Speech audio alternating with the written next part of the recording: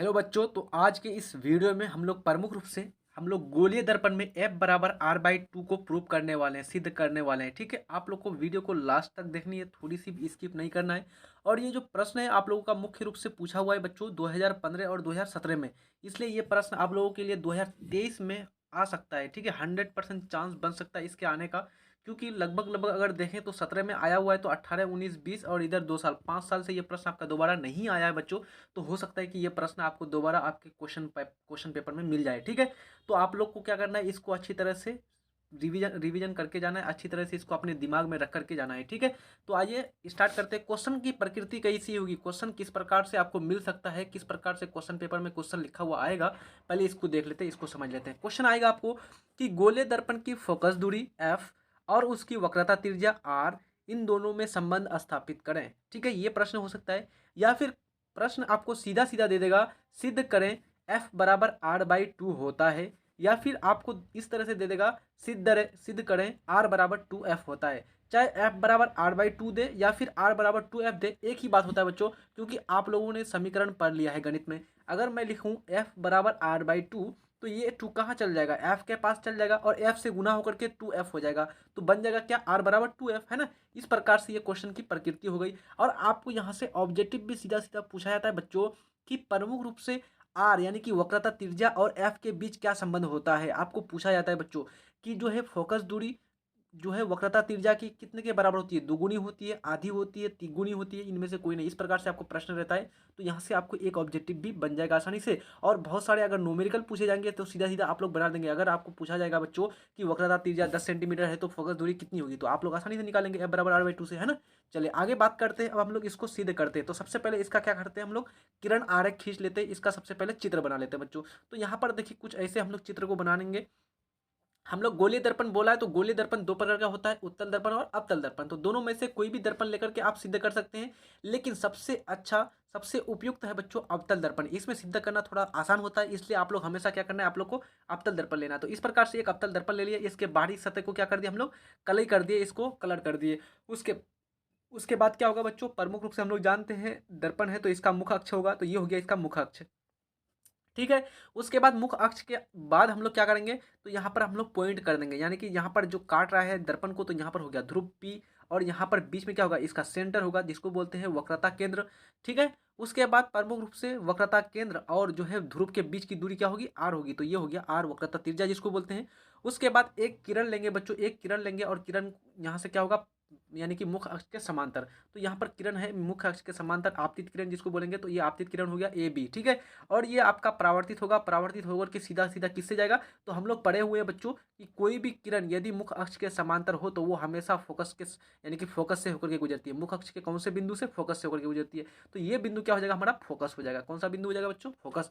तो इस प्रकार से हम लोगों ने क्या क्या जान लिया, तो इस प्रकार से हम लोगों ने जान लिया बच्चों वक्रता त्रिज्या क्या है, वक्रता केंद्र, वक्रता त्रिज्या, ध्रुव, और उसके बाद यहाँ पर फोकस को दर्शा दिया। यहाँ पर हम लोगों ने वक्रता आपतित किरण को दर्शा दिया, और उसके बाद परावर्तित किरण को दर्शा दिया। अब यहाँ पर हम लोग को दो चीज़ बचा हुआ है सिर्फ और सिर्फ। सबसे पहला चीज़ है तो फोकस और ध्रुव के बीच की दूरी क्या हो जाएगा, F, यानी कि फोकस दूरी हो जाएगा। इसी के बीच हमको ये करना है, सिद्ध करना है F बराबर R/2, यानी F और R के बीच संबंध हमको स्थापित करना है। उसके बाद दूसरा चीज़ यहाँ पर बचा क्या, कि यहाँ पर एक नॉर्मल खींच दिए, यानी कि लंब। ये क्या हो गया बच्चों, लंब खींच दिए। कहाँ से, तो केंद्र से। केंद्र से किस पर, दर्पण पर, तो अभिलंब खींच दिए। अच्छा, हम लोग जानते हैं अभिलंब और आपतित किरण के बीच, यानी कि अभिलंब ये हो गया अभिलंब, और ये हो गया आपका आपतित किरण, इन दोनों के बीच जो कोण होता है इसको बोलते हैं हम लोग आपतन कोण। और इसके बाद जो है प्रमुख रूप से ये आपका हो गया परावर्तित किरण, और ये हो गया आपका अभिलंब। इन दोनों के बीच यहाँ पर जो कोण बन रहा है, ये इसको बोलते हैं हम लोग परावर्तन का कोण, यानी कि कोण I और कोण R। और हम लोग जानते हैं कोण I और कोण R क्या होता है बच्चों, बराबर होता है आपस में, है ना। चलिए अब हम लोग क्या क्या किए, क्या क्या यहाँ पर हम लोगों ने किरण आरेख खींचा, उसको थोड़ा मान लेते हैं, क्योंकि मैथ हम लोग प्रूव कर रहे हैं तो यहाँ पर मानना पड़ेगा आपको, है ना। तो मानेंगे कि माना MN एक गोलीय दर्पण है, यानी कि हम लोगों ने इस दर्पण का नाम क्या दिया बच्चों, N, और ऊपर में रखे M, तो MN हो गया गोलीय दर्पण। कैसा दर्पण है, तो अवतल दर्पण है। P दर्पण का मुख्य यानी ध्रुव है। P जो है ये P बिंदु, ये दर्पण का क्या है बच्चों, ध्रुव है। एवं PC, ये जो PC है, P से लेकर के C तक, ये आपका दर्पण का क्या है बच्चों, मुख्य अक्ष है, तो दर्पण का मुख्य अक्ष है। आपतित किरण AB मुख्य अक्ष के समांतर है, यानी कि ये जो किरण आपको यहाँ पर दिखाई पड़ रहा है, ये आपतित किरण है AB, ये मुख्य अक्ष के सब क्या है बच्चों, समांतर है, मुख्य अक्ष के समांतर है। तो इस प्रकार से हम लोगों ने इसको मान लिया। अब हम लोग यहाँ पर लिख रहे हैं अब किरण ए बी परावर्तन के बाद फोकस से होकर के गुजरती है। हम लोग जानते हैं क्यों, क्योंकि हम लोग जानते हैं बच्चों कोई भी प्रकाश की किरण यदि मुख्य अक्ष के समांतर आती हो तो वो दर्पण से परावर्तन के बाद हमेशा मुख्य अक्ष के फोकस से होकर के गुजरती है। तो यहाँ पर हो गया फोकस, फोकस से गुजरती है।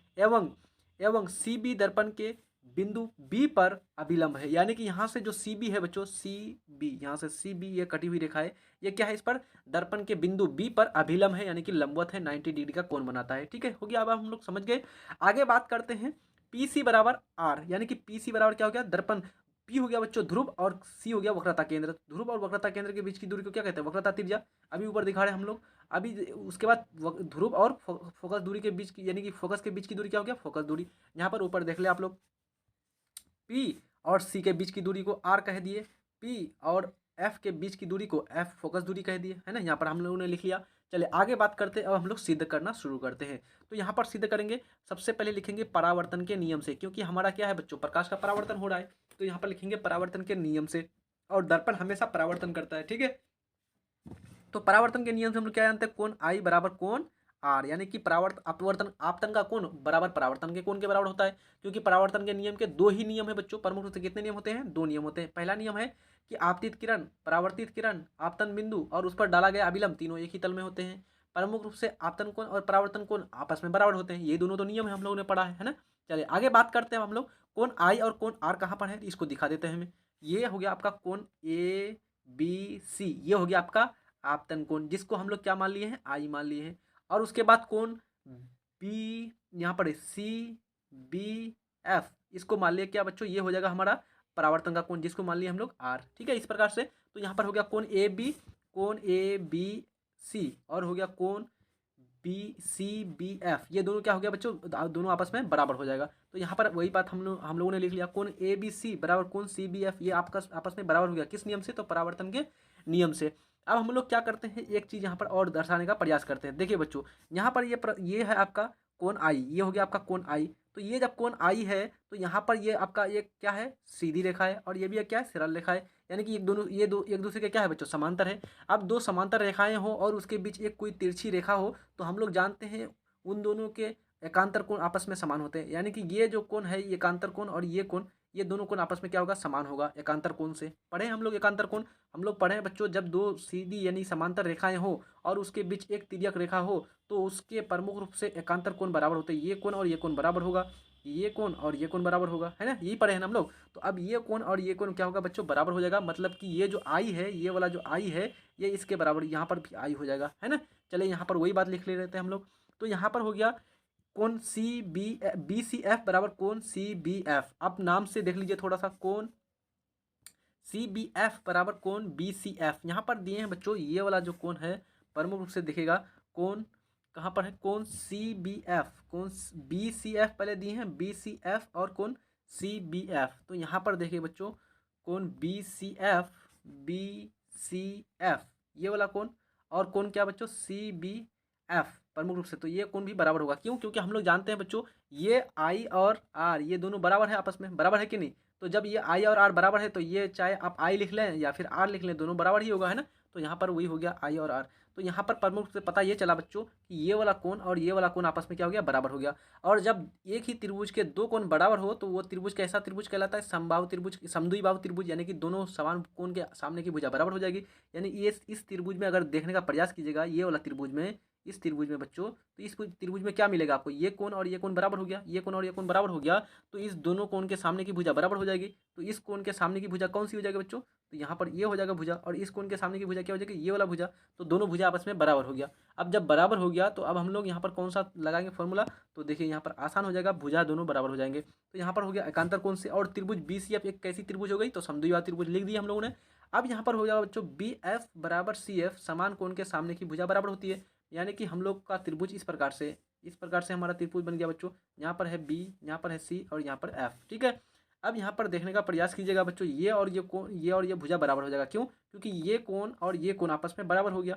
तो इस कोण के सामने की भुजा ये वाला भुजा, और इस कोण के सामने वाला भुजा ये वाला सामने वाली भुजा, तो ये दोनों भुजा आपस में बराबर है। और एक त्रिभुज के दो भुजा बराबर होती है तो कैसी त्रिभुज हो जाती है, वो हो जाती है आपका समद्विबाहु त्रिभुज। अब समद्विबाहु त्रिभुज होगा तो हमको यहाँ पर क्या क्या प्राप्त होगा बच्चों, तो ये जो है प्रमुख रूप से ये यहाँ पर जो बी एफ और सी एफ है, ये बी एफ और ये जो सी एफ है ये बराबर होगा कि नहीं होगा, बराबर होगा, क्योंकि समद्विबाहु त्रिभुज है, तो ये दोनों भुजा आपका बराबर हो गया। तो यही बात हमने यहाँ पर लिख दिया कि बी एफ और सी एफ आपस में बराबर है, क्योंकि समान कोण के सामने की भुजा कैसी होती है बच्चों, बराबर होती है। ठीक है, अब यदि बिंदु बी पी के अत्यधिक निकट हो तो बी एफ और पी एफ लगभग क्या होगा, बराबर होगा। यानी कि यहाँ पर जो है बच्चों कह रहा है, यदि ये वाला जो बिंदु है ना, ये बिंदु बी, यदि ये बिंदु खूब पी के निकट हो, यानी कि पी के खूब निकट हो, तो जो बी एफ का जो मान है वो पी एफ के मान के बराबर हो जाएगा। यदि ये बिंदु बी उठ करके सीधा पी के पास आ जाए तो क्या होगा बच्चों, बराबर नहीं हो जाएगा।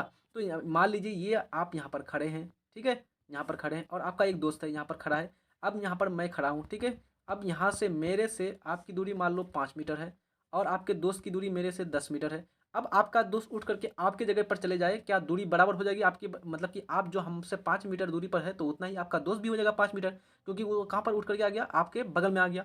तो उसी प्रकार से बिंदु बी थोड़ा सा दूर पर है, लेकिन ये उठ के जब अगर पी के पास आ जाएगा तो क्या होगा बच्चों, प्रमुख से बी से एफ की दूरी थी वो पी से एफ की दूरी के बराबर हो जाएगा। अर्थात हमको पता ये चला कि बी एफ और पी एफ ये दोनों आपस में बराबर हो जाएगा। अब जब बी एफ और पी एफ बराबर होगा बच्चों तो हमको यहाँ पर क्या मिल सकता है, तो ये C F, already B F किसके बराबर था, सी एफ के बराबर था। तो हम लोग जानते हैं कि यदि ए बराबर बी बराबर सी हो तो ए सी के भी बराबर होता है, ऐसे जानते हैं ना। तो इस प्रकार से हमको ये पी एफ किसके बराबर हो जाएगा, सी एफ के बराबर हो जाएगा, है ना। तो यहाँ पर जो ये आपका प्रमुख रूप से पी एफ है ये सी एफ के भी बराबर हो जाएगा, है ना। इस प्रकार से सी एफ के भी बराबर हो जाएगा। तो वही बात हम यहाँ पर लिख देते हैं। यहाँ पर हमने लिख दिया कि बी क्या है, पी बिंदु के बहुत ही अधिक निकट होता है, तो इसलिए बी एफ और पी एफ बराबर हो जाता है। और जब बराबर हो जाएगा तो यहाँ पर क्या हो जाएगा बच्चों, तो हम लोग यहाँ पर लिख सकते हैं इसको पी सी बराबर P F plus P C, यानी कि यहाँ से यहाँ तक की दूरी कितनी है, यहाँ से यहाँ तक की दूरी, तो यहाँ से यहाँ तक की दूरी है पी और यहाँ से है सी, तो पी से सी के बीच की दूरी पी सी हो गया। कितना हो गया बच्चों, पी सी। तो अभी इस पी सी को हम लोग क्या लिख सकते हैं, इस पी सी को हम लोग लिख सकते हैं P F plus C F, लिख सकते हैं कि नहीं, यानी कि P F plus C F किसको बोलते हैं हम लोग, पी से एफ की दूरी यहाँ पर पी एफ और यहाँ से यहाँ तक की दूरी सी एफ, ये दोनों को जोड़ दीजिए तो पी सी के बराबर प्राप्त होगा कि नहीं। मान लीजिए ये आपका लाइन है, एक रेखा है ए बी सी, यहाँ पर ये इतनी लंबी लाइन है। अब यहाँ पर बीच में एक बिंदु है, अगर हमको इस ए सी की पूरी की लंबाई को अगर निकालना है तो हम क्या करेंगे, A B plus B C दोनों को जोड़ देंगे तो मिल जाएगा। उसी प्रकार से बच्चों पी से सी के बीच की दूरी को निकालने के लिए क्या करेंगे हम लोग, तो पी से एफ की दूरी और एफ से सी के बीच की दूरी दोनों को जोड़ देंगे तो हमको पूरा का पूरा पी सी मिल जाएगा, है ना। तो इस प्रकार से हमको ये पता चला बच्चों कि एफ एफ और यहाँ पर जो सी से एफ के बीच की दूरी है इसको जोड़ देंगे तो हमको प्राप्त हो जाएगा। तो यहाँ पर हम लोग देख लेते हैं, यहाँ पर हम लोग पी सी और पी सी को क्या लिख दिए, P F plus C F, P F plus C F. तो उस प्रकार से हम लोग पी सी और पी एफ और सी एफ ये दोनों आपस में बराबर है, पहले ऊपर में दिखाया ना मैंने आपको। यहाँ पर जो है बच्चों बी एफ और सी एफ बराबर है और सी एफ किसके बराबर है, पी एफ के बराबर है। यहाँ पर देखिए बी एफ और पी एफ बराबर है और बी एफ और सी एफ बराबर है। अर्थात हमको पता ये चला कि सी एफ और पी एफ ये दोनों बराबर हो गया। तो जब सी एफ और पी एफ बराबर है तो हम लोग क्या लिख सकते हैं बच्चों, सी एफ की जगह पी एफ लिख दो या पी एफ की जगह सी एफ लिख लो, है ना। तो यहाँ पर हम लोग क्या कर दिए, तो यहाँ पर पी एफ को रहने दिए लेकिन सी एफ की जगह पी एफ लिख दिए। तो P F plus P F कितना हो गया बच्चों, 2 पी एफ हो जाएगा, क्योंकि बी एफ और सी एफ और बी एफ और पी एफ ये दोनों ये सब बराबर है ना। तो इस प्रकार से हमको ये पता चला कि पी एफ और पी एफ 2 पी एफ हो गया। तो पी सी बराबर 2 पी एफ हो गया, पी सी बराबर कितना हो गया, 2 पी एफ। यानी कि बच्चों पी सी यहाँ से यहाँ तक की दूरी कितनी है, पी सी, इस पी सी की दूरी कितनी होगी, तो पी एफ कितना, पी एफ तो 2 पी एफ, 2 पी एफ। तो 2 पी एफ कहाँ पर होगा बच्चों, 2 पी एफ मतलब पी एफ यहाँ पर हो गया पी एफ और इसको दो से गुना कर देंगे तो पी सी का मान निकल जाएगा। तो पी सी का मान कितना है बच्चों, तो पी सी का मान है आपका आर। अभी देखिए पी से आर की, यहाँ से सी, पी से सी के बीच की दूरी को क्या कहते हैं, आर कहते हैं ना। तो आर हो गया। और पी से एफ की बीच की दूरी को क्या कहते हैं, पी से एफ की बीच की दूरी को एफ कहते हैं, फोकस दूरी। तो हो गया यहाँ पर ये आपका पी एफ की जगह एफ लिख दिए। तो यहाँ पर हमको क्या प्राप्त हो जाएगा, आर बराबर 2 एफ हो जाएगा, आर बराबर 2 एफ। तो नीचे हम लोग देख लेते हैं पी से सी की, पी सी बराबर क्या हो गया, 2 पी एफ। तो उस प्रकार से पी सी का मान क्या हो गया आर और पी एफ का मान हो गया एफ। तो आर बराबर 2 पी एफ। तो हमको प्राप्त हो गया आर बराबर 2 पी एफ। या फिर आप इसी को लिख सकते हैं, इस 2 को आप इधर भेज दीजिए, यानी कि आर बराबर 2 एफ हो तो इस 2 को इधर भेज देंगे बच्चों, तो एफ बराबर क्या हो जाएगा, एफ बराबर R/2 हो जाएगा। तो एफ बराबर R/2 हमारा प्रूव हो गया। थोड़ा सा यहाँ पर क्या है बच्चों, लिखने में थोड़ी सी परेशानी हो रही है, ठीक है, नहीं तो अन्यथा हम आपको बोर्ड में अच्छी तरह से समझा सकते थे। लेकिन थोड़ा सा कष्ट कीजिए, आप लोग समझने का प्रयास कीजिए सही से। और कहीं पर किसी प्रकार का डाउट है आपको तो दोबारा आप लोग कमेंट बॉक्स में कमेंट कीजिएगा, मैं हल इसका आप लोगों को समाधान जरूर बताऊंगा। ठीक है, अच्छी तरह से पढ़ाई करते रहिए और मिलते हैं नेक्स्ट वीडियो में। तब तक के लिए जय हिंद, धन्यवाद।